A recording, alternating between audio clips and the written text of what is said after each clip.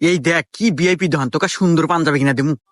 পাঞ্জাবি কিনবো ঠিক আছে, তুই এত বিএপি দোকান আছো গে? আমরা গ্রামগঞ্জের লোক, এই বিএপি দোকান থেকে জিনিস কিনলে পরে দাম বেশি নিবো, আর অত টাকা আমার কাছে তুই তাই দেখ।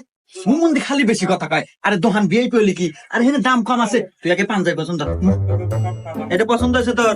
পছন্দ তো হয়েছে, তুই দাম কোন মেলা নিবে নি? এই ফকুনকে আবার দামের কথা কয় আগে নো। ভাইয়া এই পাঞ্জাবিটার দাম কত? ভাইয়া ওটার দাম 2000 টাকা।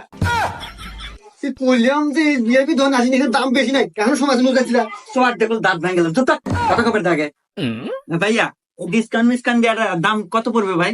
পাঞ্জাবি তো 2000 টাকা। তো আমাদের ইউর ফ্যাশনে ঈদ উপলক্ষে সকল পণ্যের উপর 50% ডিসকাউন্ট চলতেছে।